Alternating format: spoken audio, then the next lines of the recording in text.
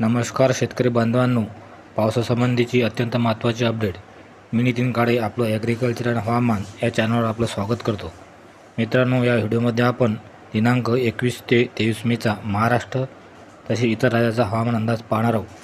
चॅनलवर नवीन असाल तर चॅनल सबस्क्राईब करून घ्या आणि व्हिडिओ शेवटपर्यंत नक्की पहा. मित्रांनो, मान्सून अंदमान निकोबारमध्ये दाखल झालेला आहे, परंतु सोबतच बंगालच्या खाडीत एक चक्रीवादळ तयार होणार आहे आणि तसेच अरबी समुद्रातसुद्धा एक लो प्रेशर सक्रिय होताना दिसत आहे. याचाच परिणाम म्हणून महाराष्ट्रातील पुढील 7 ते 8 दिवस भाग बदलत पाऊस असणार आहे. दक्षिण महाराष्ट्र तसेच कोकणात पावसाचे प्रमाण जास्त असणार आहे.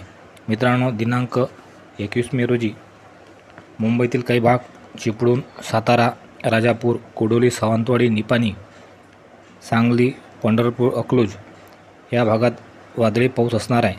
तसेच महाराष्ट्र व्यतिरिक्त कर्नाटक, तामिळनाडू, पश्चिम बंगालमधील बऱ्याचशा भागात वादळी पाऊस असणार आहे.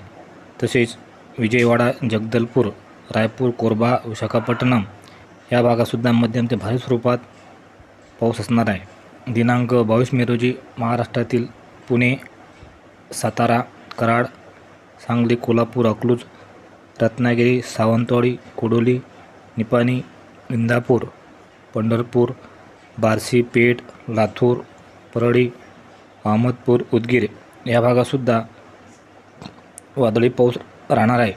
तसेच महाराष्ट्र व्यतिरिक्त कर्नाटक, केरळ, आंध्र प्रदेश, तामिळनाडू, ओडिशा आणि तेलंगणा या राज्यातसुद्धा बहुतांश भागात वादळी पाऊस असणार आहे. मित्रांनो, दिनांक 23 मे रोजी महाराष्ट्रातील नाशिक, सोलापूर, कोल्हापूर या जिल्ह्यात दुपारनंतर वादळी पावसाची दाट शक्यता आहे.